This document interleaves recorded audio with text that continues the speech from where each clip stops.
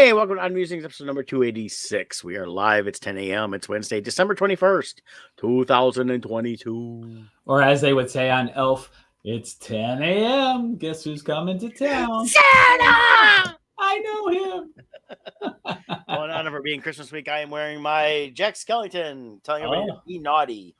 There you go. Much work to do as it is. So, very good. Yeah, so it's a good Christmas. We're going to talk some Christmas specials today. Christmas, the Santa Clauses.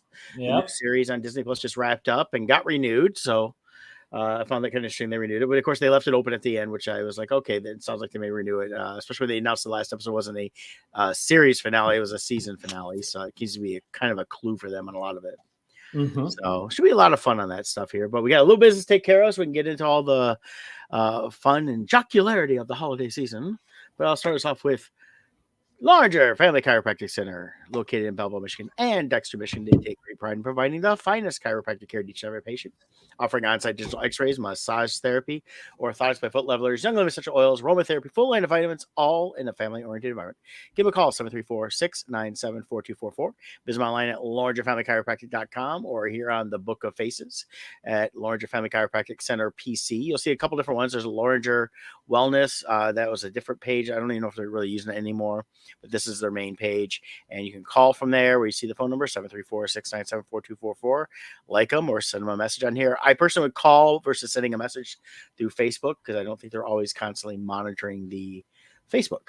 And as everybody knows, I've been a patient for a long time. Scott just started going to a chiropractor local to him. One thing is, of course, we taught chiropractors, so the phone has picked up on that. So I'm seeing a lot more in the different like Instagram reels and things like that of chiropractor videos. And while they show them doing the snapping, you hear the popping, stuff like that. And they appear to be actual chiropractors and stuff like that. Keep in mind, if they're not doing consultation first, x-rays, going everything before they try to adjust you, you need to find a different chiropractor. They should take precautions ahead of time. So Indeed. That's a little warning for you all there. So yeah, head into the new year feeling good. Go see your chiropractor. Yep, definitely. So it does make a huge difference. Like for me, my pelvic bone is out of alignment, and in doing the x-rays it really became evident. You see the spinal column, it's straight wise it's pretty good, but then right at the base it's twisted slightly, and it's at a decent angle, and that caused my stride to be slightly off. But also I had this I would get this numb feeling in one of my toes. And in talking to my chiropractor, they were saying that where that bend is actually where the nerves come out of for that area of the foot. And over the weeks they've been working on it, I've been noticing my stride is better, but I also noticed that toe hasn't got numb anymore. So it's probably relieved the pressure on that nerve. And the nerves that get kind of twisted around and pinched and everything else. I wasn't feeling pain, but you don't notice that. Yeah, you just don't notice it, but it causes other issues. Right. And, what other things were being pinched off that I didn't know, that I didn't have feeling for. So it's a great way of, maintaining yourself, especially as you get older. Like your car, getting tune-ups. The more care you do on your car when it doesn't need it, the less times you will need it. Right, exactly. So that's kind of, think of it as a tune-up for your body. Exactly. So it's good stuff. Yep. But we're also tune-up for your real estate needs. Well, we got Team Titans Real Estate. Why? Because you matter. That's right. Jill and I, we utilize the latest in tools and technology to maximize your home buying experience, but we never forget, at its core, it's still a people business, and we put our relationship with you first. We've had a little uptick here in December, which is nice. Had some closings recently. Got some other closings in the works. But this week, I just want to talk to you about the importance of home inspections and being present. I know people who, using other agents, so the home inspection process is not an exciting time. It's about 2 hours long. You're in a house. You have a home inspector going through, and it can be boring if you treat it as such. So I've heard stories from people I know where their agent didn't even show up to the inspection, or they just sat there chatting away and talking the whole time instead of paying attention to what the inspector was doing, and they've gotten burned. With us, we come to every inspection for our clients. We are present. We go around with the inspector. So we hear firsthand what is being found. So we can give you the proper advice you need on what the results are. Because in that inspection period, there's options you have. And you want to know what those options are. That's my job, to advise you on what your options are so you can make the most informed decision you can.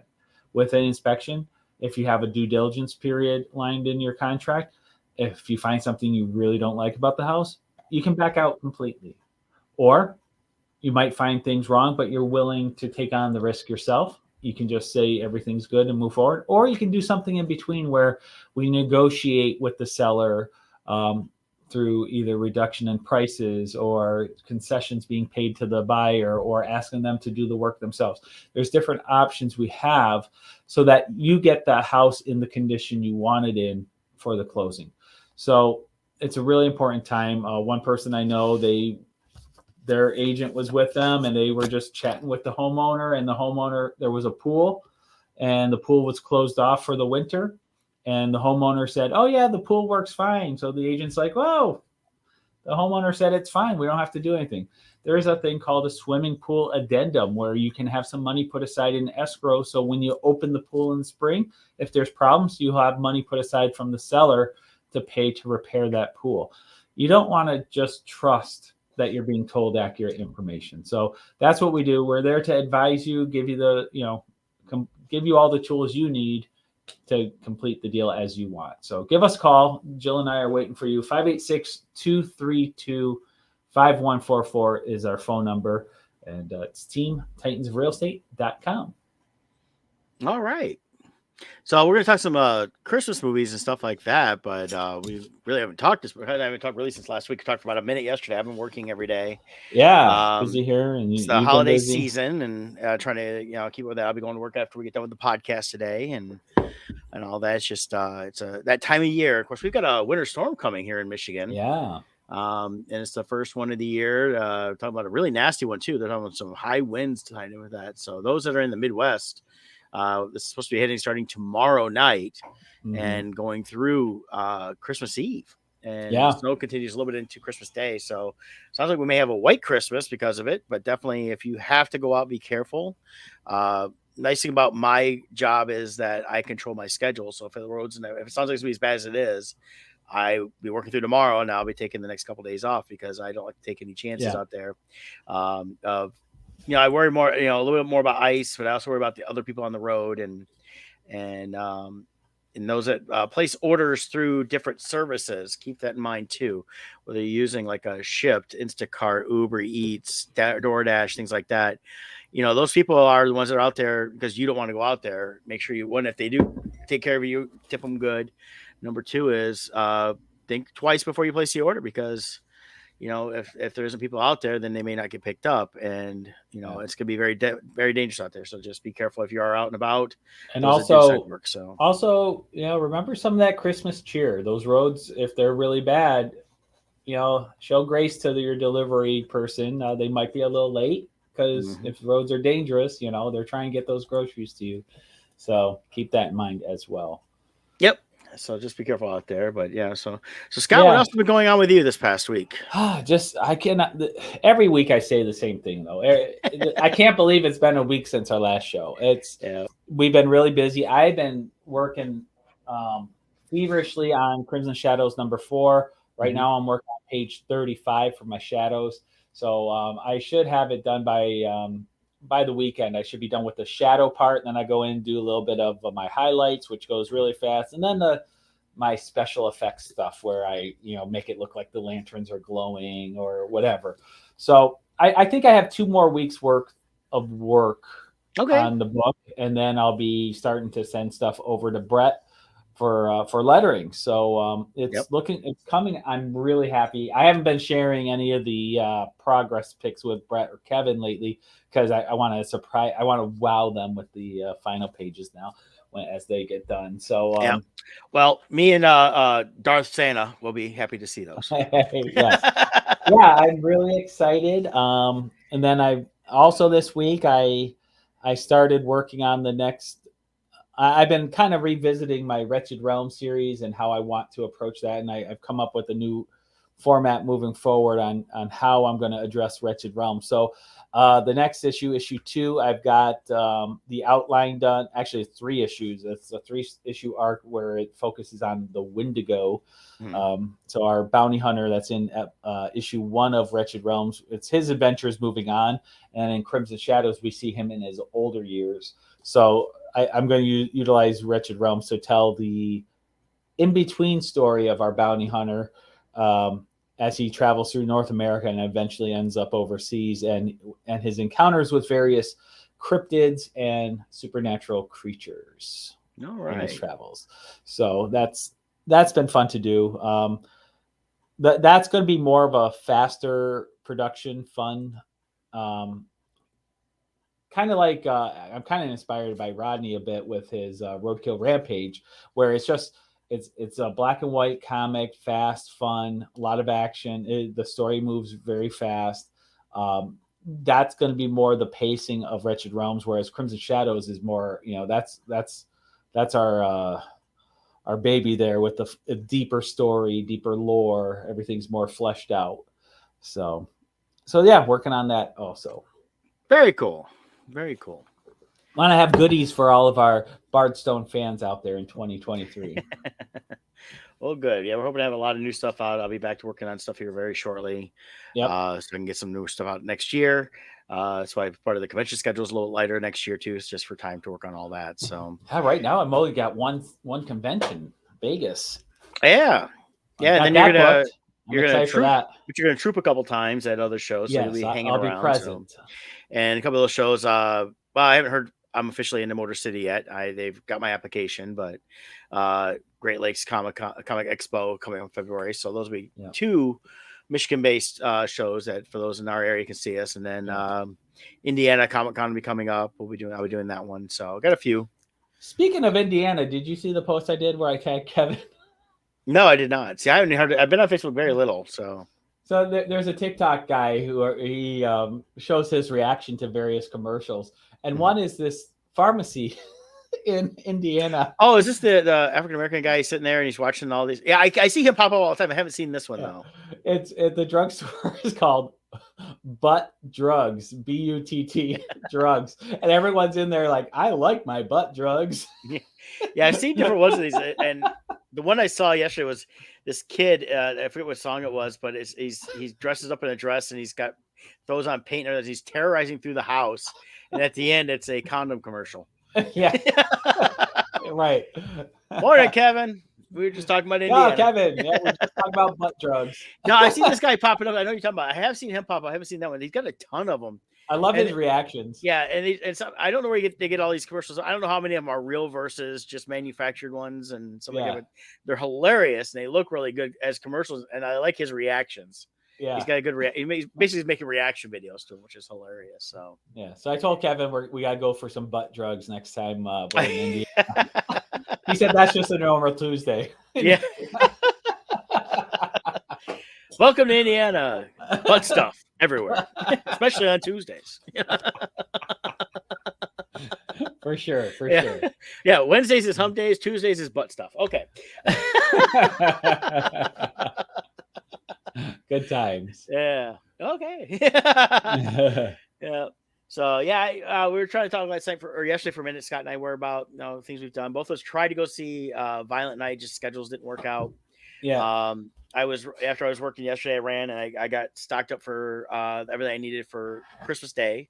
So I'll be smoking a brisket and a prime rib, as well as I got to get some more stuff today. So I got to finish off my shopping tonight after I'm done working, because I still need to get like some mac and cheese and a couple other things like that. So it's just a busy week here. So yeah, Jill did see Violent Night. I wasn't able to go, but she was able to go. She said it felt like a mix of, what did she say, Home Alone combined with I forget what else she said, but she enjoyed it. She said it's probably the kind of movie where she see it once and that's it. She's not going to watch it every year. Yeah. But she said, she definitely thinks it would be more of a movie. She said, I bet Brett likes it. And she said it's more of a guy movie. Yeah. But I am Yeah. curious to compare it to, what was it, Fat Man with Mel Gibson? It looks more like or Fat Man felt a little more serious in some ways, though they had a Right. little bit serious, but which I like Fat Man. I've watched it a couple times. I haven't watched it this year, and I'll be watching it this weekend. Um, but this trailer for Violent just looks like a mix of, like Die Hard, Yeah. Home Alone, things like that. So it's got a little more of a Yeah. comedic aspect to the trailer. So Yeah, it was more cheesy humor. yeah. Like, she thought it would have been better if they took a more serious note with it, um, than the cheesy angle. She felt it was forced with the cheesiness.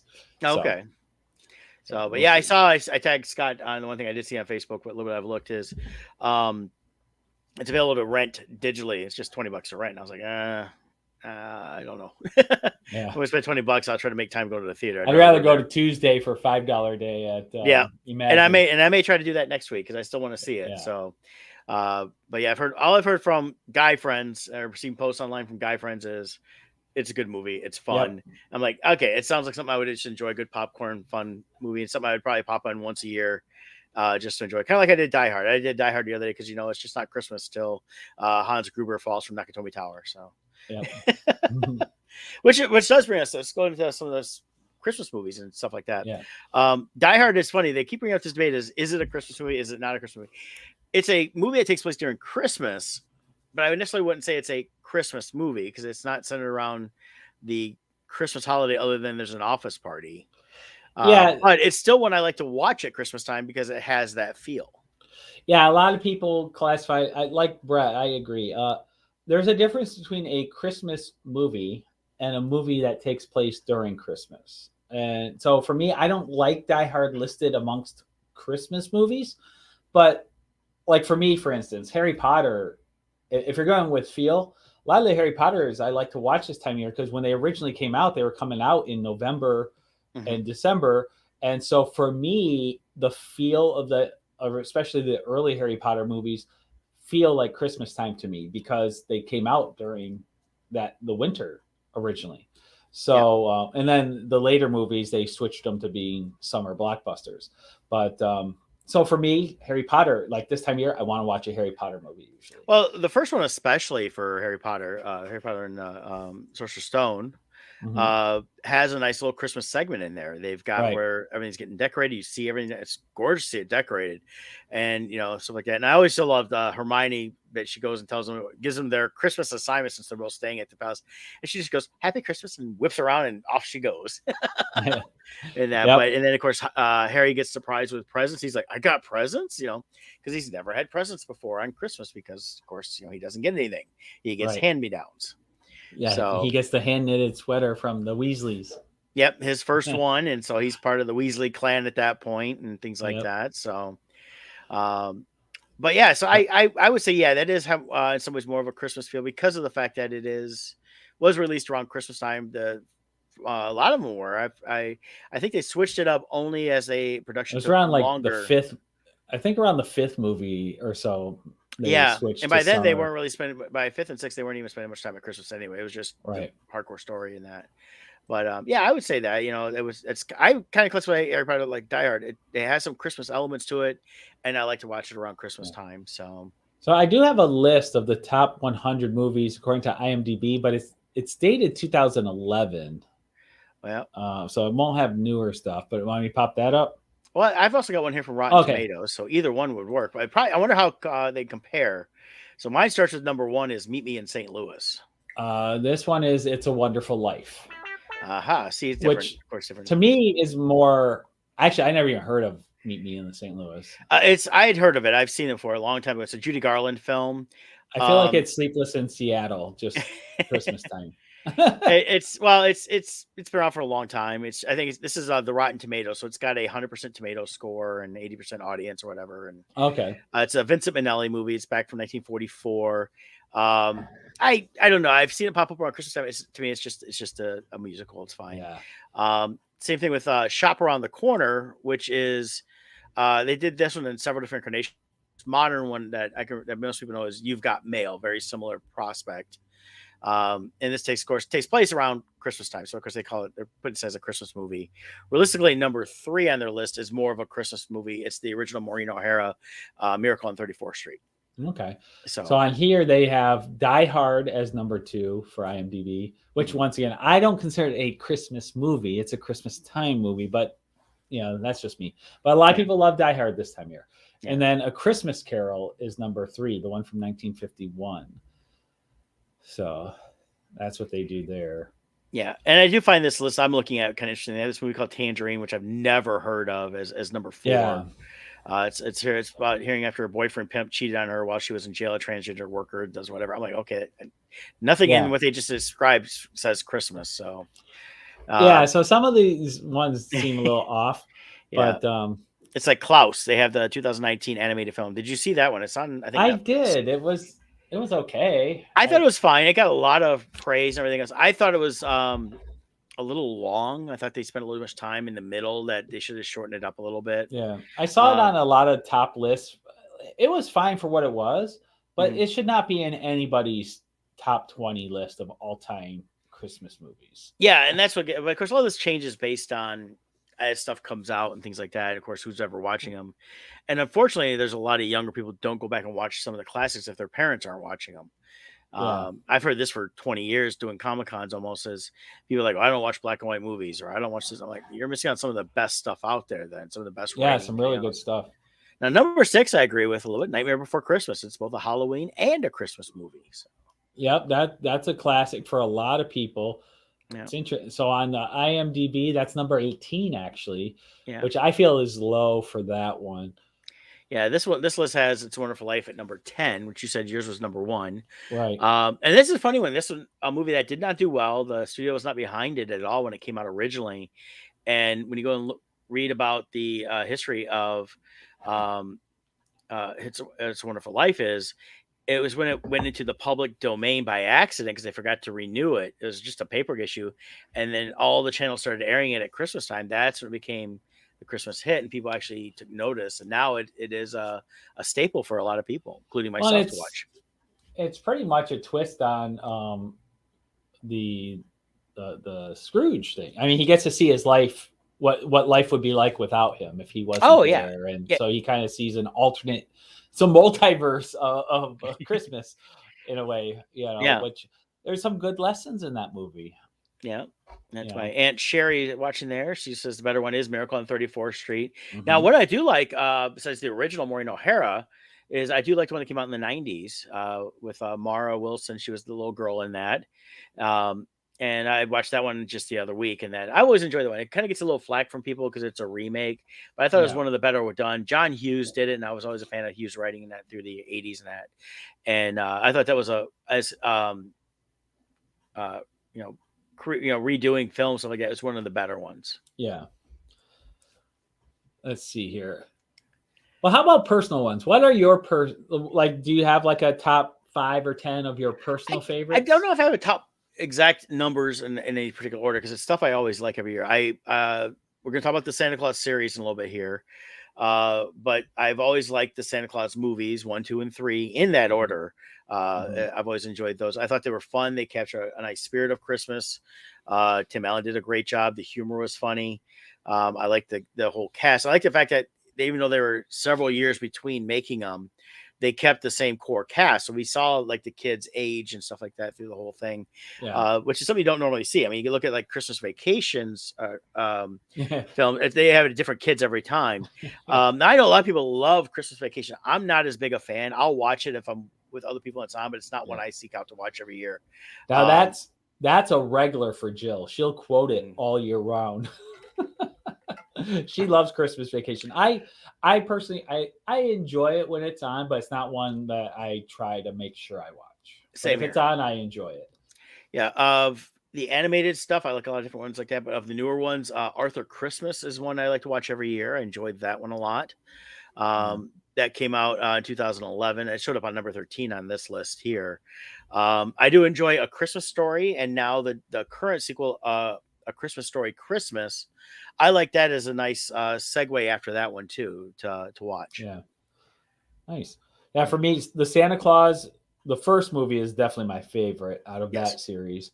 That's one I try to see every year. I gotta say, I probably end up watching every third year, though, to be honest. But the Grinch, I always watch with the Jim Carrey one. Yeah, I I watched both the animated and the Jim Carrey Yeah, one. I love the Jim Carrey one. I like the animated too. It's just Mhm.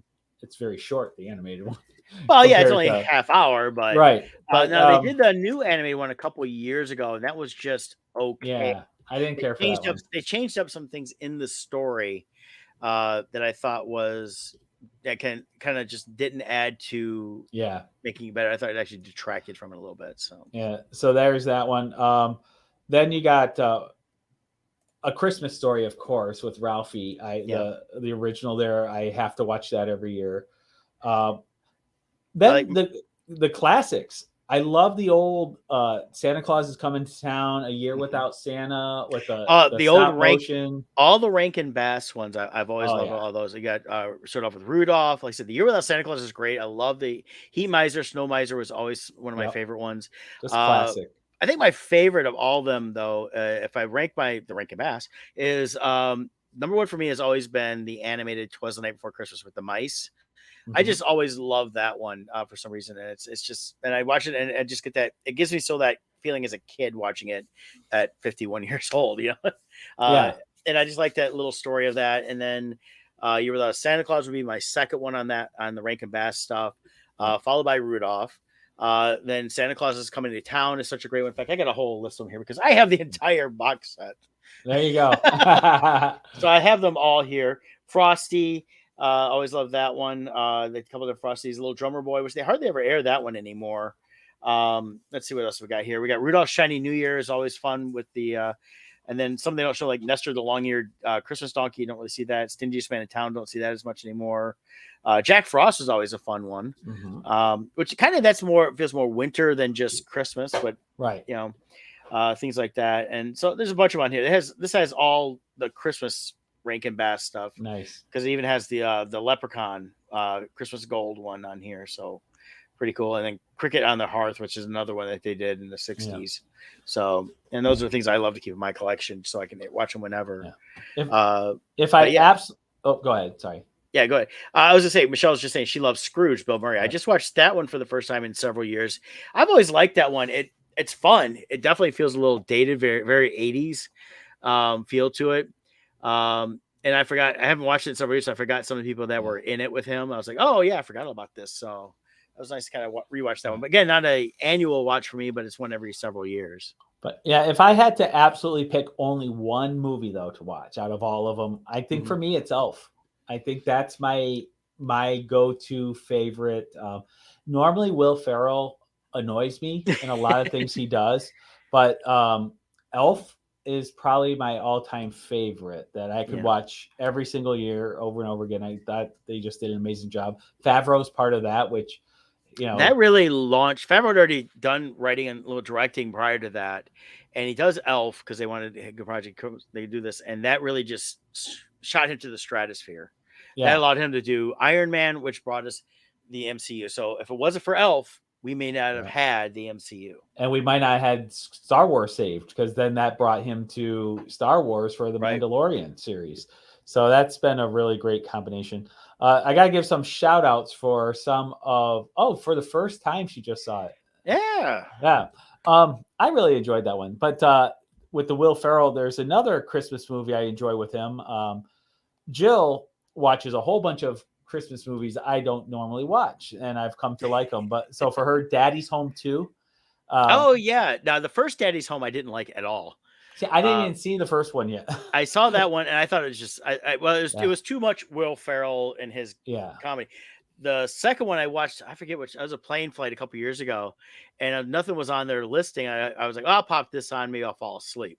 I actually laughed through the whole thing because it's great. Mark Wahlberg was through the whole thing with him. It was hilarious. Having Mark Wahlberg and him together worked good because it kept Will Ferrell kind of down a little bit, trying to do all the stupid goofy stuff. Yep. But you had a little nerd stuff, then bringing his dad involved, and then Mel Gibson involved as John Lithgow and Mel Gibson, and then John Cena comes in as a stepdad, which was great. So Jill will have this on every single day. Daddy's Home 2. It plays every day. The other one that's always on at her house, Mhm. not so much this year, but usually it's on Christmas with the Cranks, another Tim Allen one. I forgot about Which that one. That's a good one. I haven't seen in a long time. I have to pop that one in That's a eventually. really fun one. Him and Jamie Lee Curtis. They Yeah. decide since the kids are moved out of the house, they're going to skip Christmas so they can spend all the Christmas money on a cruise and just enjoy each other for once. And then the neighbors are Dan Aykroyd is the overly zealous Christmas neighbor. And Yeah. they're like, you're skipping Christmas. It's just so funny. Yeah, Michelle, Christmas with the Cranks is hilarious. Yeah. And it's I think Cranks you'll with a like it. K. So it's Yeah, KRANKS. So yeah. Then I'll just shout out the other two. I already said she always watches National Lampoon's Christmas, and then Home Alone 2 and Fred Claus are her other two that she now really Fred enjoys. Claus is something I like to watch. It's a fun one. It's got a nice little heart to it, Mm-hmm. and that stuff. I just always like I kind of like it because just to get to the scene as when he's up at Sam's Village and he's doing the song Rubbernecking and getting all the elves singing and dancing and all that stuff. Yep. And I like the elf that helps him out and how he's kind of like he's in love with the one tall elf. Yes. Oh, and another last one to mention on Jill's list, Yeah. Prep and Landing. Oh, Never even heard of it until I met really? Jill, and we watch it, and it's a cute, fun They little have cartoon. They have 3 two of them. total. They have Oh, 2 three? half-hour specials and then a very short that's on. You can see it on Disney Oh, Plus. that's right. So Prep and Landing 1, love that one when it came out. I've been a fan of it ever since. Prep and Landing 2 came out like a year or two later, Yep. and introduced the Cole Elves a little more because the first Cole Elves you see in the first one seemed kind of stupid, but then they show his brother, Yeah. and his brother's Jingle Bam. Yeah. And then the third one is you got Wayne and Lenny, the Prep and Landing elves, have to help Mrs. Claus with her gift for Santa. Santa. Yeah. And it's I like a forgot about that 7 or 8 minute short. They did Yeah. just for I think for the DVD release originally. I wish they would have done more Prep and Landing. I loved Prep and Landing. They were part of 2017 when I was down in Florida around Christmas time. I went to Hollywood Studios with Sammy Castillo, and they had some little bits there of Prep and Landing. I bought a T-shirt I got somewhere because they were the Prep and Landing stuff was part of their fireworks show at night. Nice. So that was kind of fun. But I always love Prep and Landing. So if you get a chance, Disney Plus has it. Check out Prep and Landing. It's Definitely. a fun. It's very cute, especially the first one. The first one's probably the best. Yeah, I kind of like them both equally, but they both have a really good story. And I watched them. I ended up watching them 3 times sometimes through the holiday season. So, Michelle just set the DVR for the Cranks. Yeah, let us know what you think. I think Jamie Lee Curtis and Tim Allen together are just they perfectly match up with the comedy. They play off each other very well, I think. Yeah, especially when they go when they're getting ready for their trip, the sun tanning. It's hilarious. So yeah, I won't say anymore. Well, in terms of other movies, some yes. of my, we mentioned like It's a Wonderful Life. That's a Christmas Eve tradition for me to watch. Going back because when they used to air it all the time, it was always on, so you could just watch that. Now I have the Blu-ray. I'll just watch that. Another one I like to watch. I try to watch every year is White Christmas, which is not where the song came from. A lot of people think it did, but it came out, I believe, it was 12 years earlier with Holiday Inn. Still sung by Bing Crosby, and I think someone else had done it before him, but that's what really got noticed was Holiday Inn, Bing Crosby and Fred Astaire. Great, both really good films, both good Christmas films. I don't watch Holiday Inn as much, but White Christmas I always like because it's got Danny Kaye in it. He's awesome. Rosemary Clooney is fantastic. That is George Clooney's aunt, Rosemary Clooney.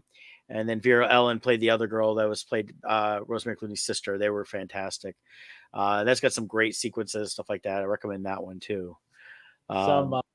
Go ahead. On the other list, 2 other movies that pop up. Once again, I don't even consider these Christmas movies. They have Gremlins and Edward Scissorhands on here. Well, Edward Scissorhands, again, they have some Christmas in them, but I don't think Edward Scissorhands. I think Edward Scissorhands is a fairly newer towards Christmas. They started, I think, airing it, and it's popped up like on Disney, popped it up in their holiday collection, and I was like, okay, this is. I wouldn't consider that. So, what was the other one you said?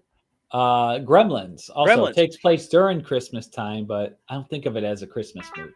Right. So it's that's definitely a takes place kind of like Die Hard. It takes place during Christmas, but not necessarily Christmas. So now, when that came out in 1984, though, I would have been. I was only about 11.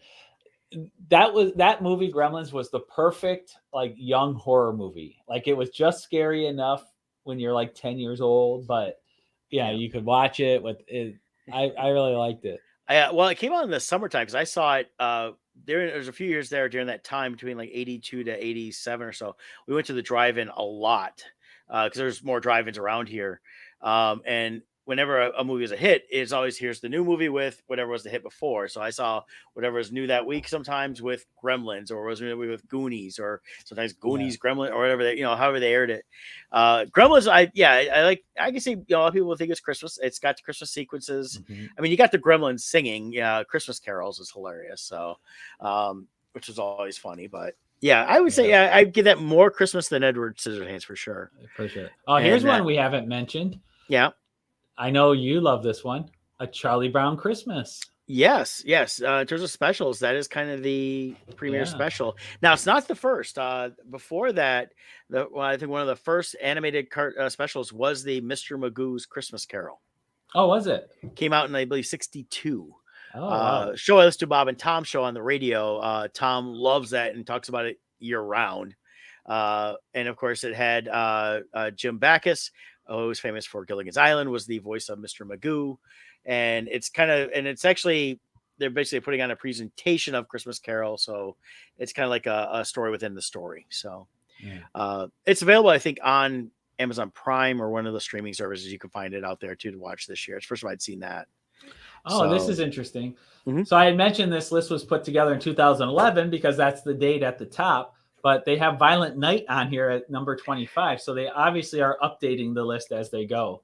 Right. So they have that one at number 25. Number 24 is the Polar Express. Yeah, now that's one people love. I think the book was an interesting book. I've tried to watch the movie a few times and I have trouble with that. I think it's that style of animation that just throws me off. So this one is very high on the list for Jill. For me, the stylized characters creep me out. Yeah, the kids are creepy to me. But and they did the same thing with the live action capture for that Jim Carrey Christmas Carol too, and I didn't like the way that looked either. So so I had stuff like that. Now I was looking through here, a couple of more specials, kind of jumping around here. I want to mention, do you know about Emmett Otter's Jug Band Christmas? Oh, that was on HBO when that originally came out. It came out in 1977. Jim Henson directed that. Long ago? Yep, and it was on regular TV, but it popped over HBO a lot because HBO, especially in the late 70s and through the 80s, they aired a lot of the Jim Henson stuff. Yeah. They were kind of the go-to on that. So it didn't originally come out on HBO. No. I think it was. I'm not sure who. That was my memory, but I remember it I remember it around that time. That. I remember as a kid watching that around 77 on regular TV and that. I used to always look forward to watching that when I was a kid. Yeah, and then of course everybody has to do a Christmas Carol, and Mickey did his own in 1983, which is also one of my favorite little tellings of it. It's about a half hour long.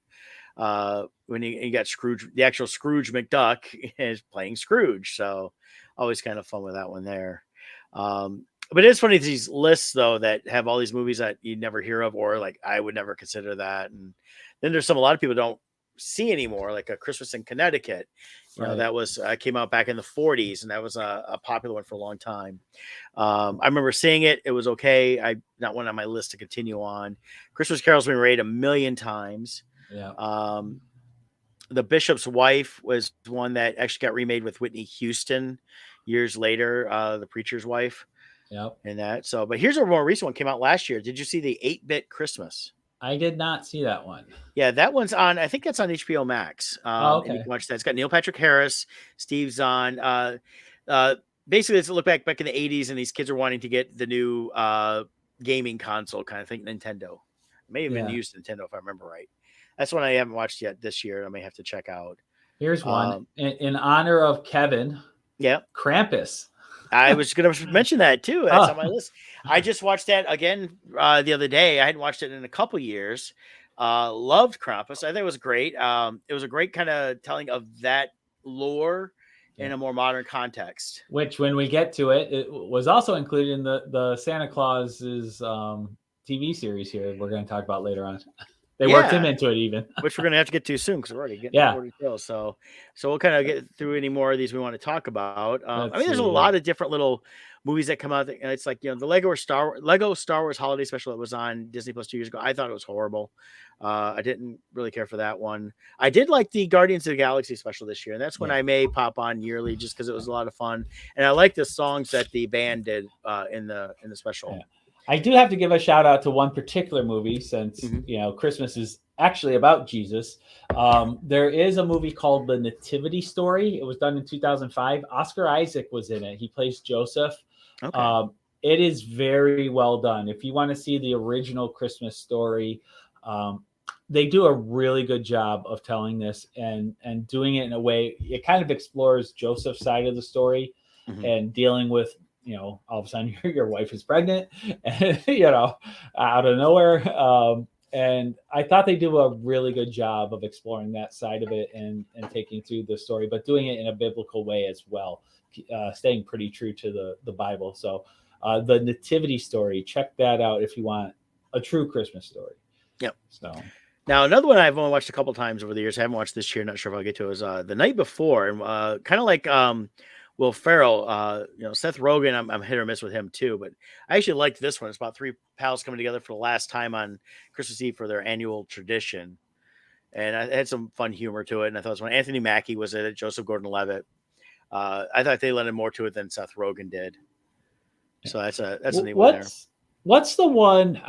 I'm not seeing it pop up on this list. It was animated. I think it was called The Guardians. Like Santa had big tattoos, naughty and nice. Yeah, that's a good one too. Jack Frost was the main historic character they used it, but Santa Claus was big. I think Santa Claus was Russian, but yeah, it's called The Guardians. That's a fun one too. That's a really good animated film. I've watched that one over the years. I bought that when it came out. I really like that one too. Yeah, I don't see it on any list. Was it The Guardians? Was that the name of it? Yeah, that's true. I haven't seen it on this list yet either. So they don't have that on the list, but they have Friday After Next on the list. I know. Some of these lists are stupid. Now, another one I've added on. I like the first one better than the second one, but I'll watch the second one again. I watched the first one recently. Is Christmas Chronicles. Yes. I'm hoping they do a third one. I'd like to see a third one. I have to admit, I didn't finish season 2. I kind of... Well, it's a movie, so it's just... Well, the second one then. Yeah. But the first one I really liked. Yeah, the second one they had more of Mrs. Claus in it and stuff like that. So, but I liked the first one a lot. Watched that again the other night, and that was really good. And I'd like to see a third one. In some ways, it's not as iconic as the Santa Claus movies, but they did a good enough job on that to give you the Christmas feels on that. Yeah. And then of course there's the very Harold and Kumar Christmas, which the disappointment in that one is, I'm friends with the actress that played Kumar's mom Harold's mom in the second movie, and they didn't bring any of the parents back for the third one. It's like, it's a family. You should have had the family there, but they didn't. Right. So, but it's movie dumb, stuff like that. But yeah, Christmas Chronicles 2, those are both on Netflix. I enjoyed both of those. I did watch Love Actually. Everybody talks about this being a Christmas movie, and I watched it. I'd seen it a long time ago. I was like, okay, let me watch it again. I watched it one night after I get home from work. I like to put something on when I'm tired and trying to eat dinner, and it's okay. It's got some funny bits, but it's not one that I can't understand the love for it every year. And I'm going through a bunch of the ones here we've kind of already hinted at, talked at. It's funny though, I put like the Santa Claus at 93 on this list. And The Last Holiday with Queen Latifah is on 90. I personally, that was just an okay movie. Yeah. The Holiday, I enjoy that one with Cameron Diaz, where her and Kate Winslet switch houses. It's got Jack Black in it. It's got some funny parts to it and things like that. And it takes place during the holiday season. But I didn't see this one, Falling for Christmas with Lindsay Lohan. That just came out. Yeah. I watched the trailer and I thought the trailer was not good. So yeah. But we'll have to maybe I'll check it out. We'll see if I get bored one day and that stuff. So, but we gotta get talking about the Santa Clauses before we're done here. Let's go show this. We mentioned the Grinch. I met the Grinch against this year. Yes, so there it is. I love meeting the Grinch at Universal Orlando. That's the first time Sammy got to meet the Grinch. I love Connie's face there. Well, the original right before this, he had us do like the kind of grumpy faces, and then he did that, and I did my grin, and it was just perfect. It's my favorite photo of that whole shoot. The Grinch does all kinds of fun stuff with you in that, and if you get a chance to go to Universal Orlando and you can get the time to see him, because you have to do the virtual in that. Do it. It's hilarious. It's the best thing ever, and Yeah. I highly recommend it in that. So There was a video going around of somebody who proposed with the Grinch right there, and yeah, it, and there's all it, kinds of videos from the last several years of because you see different settings. This one they have set up in his lair, which is nice versus being in the bookstore like they used to do. And they yeah, show sometimes you find some of them from the Hollywood Grinch, and then there's a few others from other malls. There's Grinches that pop in the mall, but definitely most of them are pretty fun. The Universal one in Orlando, the couple I've seen there, they're the best. They're hilarious. They really get into the part, and because it's not Disney, they can pick on kids. yep, So true, we got the Santa Clauses. Now this is the sequel to the three movies we've mentioned, and we get to see what has happened to basically Santa, Mrs. Claus, and we now learn they have two kids. We saw them giving birth to the third one in the third movie, or the yep, first one in the third movie. And of course, Santa, Scott Calvin already had a son from his previous life in that. So we're going to give a little bit of spoilers. We're not going to get too detailed. yeah, Um, Basically, then this for this movie, my overall impression was this was a great hour and a half movie over 3 hours. yeah, And maybe I'm going a little too much with great, but if they trimmed down about an hour and a half, I think it could have been a little more fun, gone a little faster, and yeah, had a little more. It felt like it dragged a lot just to get to the ending, which was a satisfied ending for this yeah. story here. Yeah, I was very happy with the ending. I thought it was a good ending of the season. Like Brett, I agree. I think they would have been better off doing this as a standalone movie, cut it down to an hour and a half, maybe 2 hours. Mhm. And I think it would have been really well done at that length. But as a full, what'd you say, 3.5 hours? It's about 3 hours. It's Three maybe a little bit hours, more, yeah. but yeah, I say 3 hours, but it's probably A closer to little three and a stretched half. out.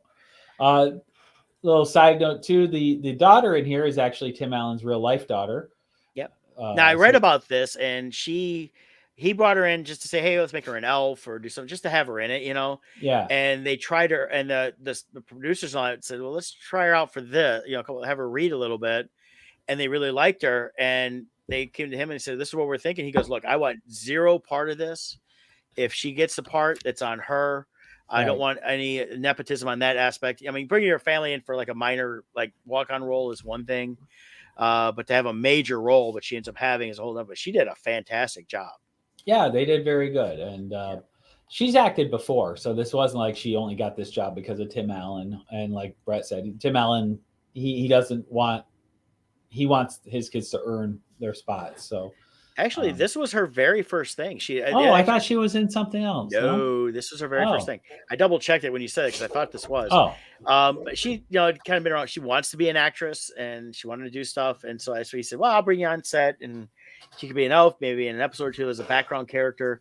He was thinking she could get an experience like that to see what it's like. I mean, you do that right, if you want to do it, but yeah, she tried out and she went through the full audition. It wasn't like, "Oh, you're Tim Allen's daughter. Here's the role." She went through the full audition because the producers that had to make sure she was going to work. oh, she did really good for her first time. I thought she was fantastic. She was of the two children, she was better, the better of the two. The son was okay, but he's written to be stupid, and I don't like that.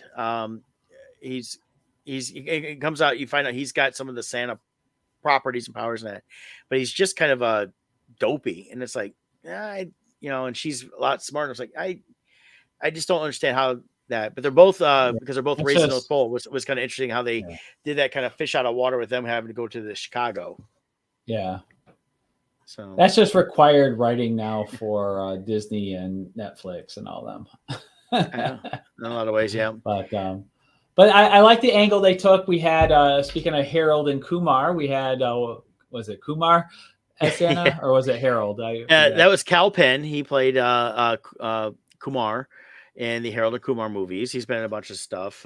He quit acting for a few years because he went and worked politics for a while. But Yeah, some of his he stuff he worked for does, the White House for real. some of his acting stuff I've liked over the years. I think it can be pretty funny. He was first seen in the Van Wilder film way back with Ryan Reynolds. So that's the first time I'd seen him in something. Basic story on this one's similar to a mix of a couple different things. It reminded me a little bit of Fred Claus and, they're someone taking over, changing. It's also kind of an allegory for Amazon. He works for a Yeah. company and they're trying to introduce drones and deliveries and stuff like that. So when he becomes Santa, because which he doesn't officially become Santa, and he picked that up pretty early because he never put the coat on, but he's still running the North Pole into the ground. Yeah. And even Scott Calvin has to get a job, and he's working for this company Crates, which is Christmas every day. And basically, just like Amazon, you order and it gets delivered within hours. Yeah. And of course, they're wearing similar looking Amazon stuff. So I figure they're kind of, putting jabs at Amazon a little bit on some of that. But the big thing is if you can get everything you want whenever you want, the Christmas spirit's not there. And that was kind of the heart of the film. I was a little disappointed about one thing. Tim Allen according to an interview I saw with him, they wanted to make it all about these like supernatural beings and all this stuff. And he's like, listen, at the core, Christmas is about Christ, and we have to make that part of it.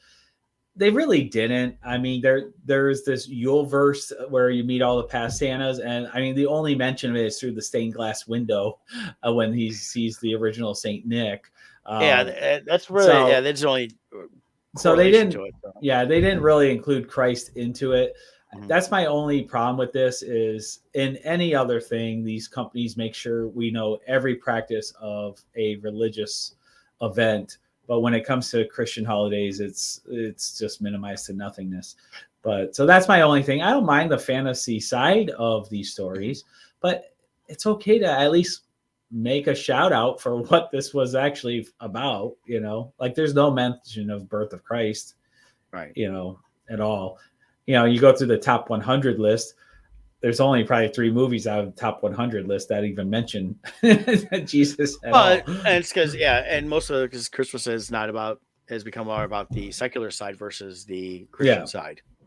Yeah. So, but notice we don't commercialize like Ramadan or Well, you can't do that because they get upset Yom about Kippur. That. I don't know. There was the 8 Crazy Nights movie, which was the Hanukkah film. So. But Christmas is kind of something that majority of people celebrate Christmas, whether it's as a Christian holiday or as the secular side of the season. Yeah. So that's where a lot of that comes from. Although a lot of those people have moved on to Festivus. Yeah, because you can gripe then. But yeah, you mentioned about the Yule verse, though. There's a lot of different versions of Santa Claus. Like they had the French-speaking Papa Noel in that. They had, of course, we mentioned Krampus, and I thought Krampus was pretty funny in this one. He was, a little bit ahead in there. I think I wouldn't mind seeing them take that Krampus and do a comedy movie with that. Of course, there was the original Saint Nicholas. We also had the Witch. Yeah, Befana, which is an Italian folklore. It's an old woman who delivered gifts to children on Epiphany or Three Kings Day, which was January 6th.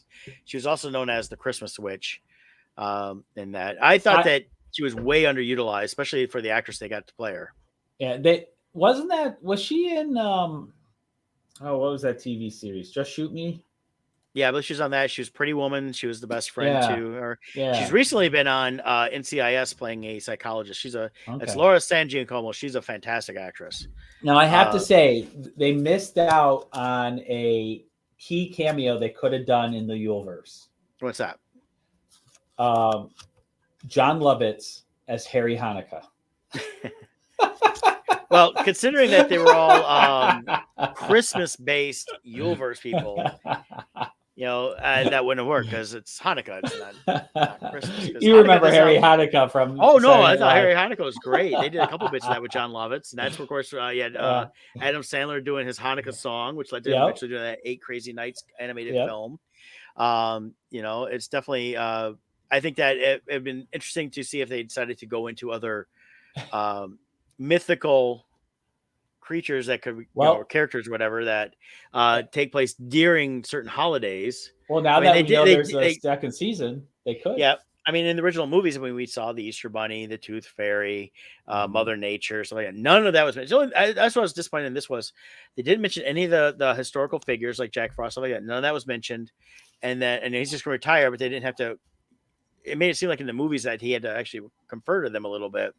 But then we didn't have, I thought was very disappointing, was his ex-wife and her family. Because you had her husband, Judge Reinhold, Reinhold. Judge Reinhold, yep, who was great. And then Lily Mooney, who played the daughter. I mean, she's an adult now. She still acts as voice acting and stuff like that. I was hoping we saw them at least like they did with the son. The original son played the character again in this, but he doesn't act anymore. And he played it in one of the episodes. And I liked how they dealt with him. Like, hey, I got a family. I don't want to take over the family business. I got kids, stuff like that. But in a lot of ways, they've kind of dismissed all the movies and everything is just about the core kids that he has now versus Charlie, who was his original, first son and all this stuff. So, Yeah. but I enjoyed it. It was fun. They renewed it for a second season. I don't know if we'll get that next year or the year after. And I don't know if they do another 6 episodes. I'm hoping that they build up the story a little bit better and don't drag it out as much, because I really felt that dealing with the Cal Penn's character, they dragged that out way too much, and they could have dealt with a lot of that in one episode and moved on. And then the witch should have, in some ways, she could have had been a little bit more prominent or dealing, because she was the one that had the coat, we find out. So, but I recommend watching it. If you like the Sentinels movie, watch it. It's neat to revisit the characters that they do visit. So. Yeah, the middle episodes slow down a little. Just have something to do while you watch them, and then pay attention in the finale. And they're only about a half hour each, so you can so it's worth the watch. It was fun. I'll definitely watch season 2 of this. Yep. So I'm not sure how much I'll revisit this season again, but maybe the 3rd episode, but that'd be about it. So, or the 6th episode, I mean the final episode. But so that's about it. We got to get going here. So I want to wish everybody a Merry Christmas. Yeah, Merry Christmas. If you don't celebrate, Happy Sunday. Are we doing next week, or are we skipping next week? We haven't talked about that. I'll be around. I'm not going anywhere. All right, so I'll be around. So we'll just do that. We'll plan on, if something changes, we'll post it on the Book of Faces and everything else, and let you know if we're not going to be there. But I'm going to work during the week, but we'll see how busy the midweek is. I think it's going to be busier towards the end of the week as it gets to New Year's. For me, in terms of my job and stuff, what I do. Yeah. But yeah, everybody have a safe and happy Merry Christmas. Merry Christmas. And if we don't see you next week, Happy New Year. Till then.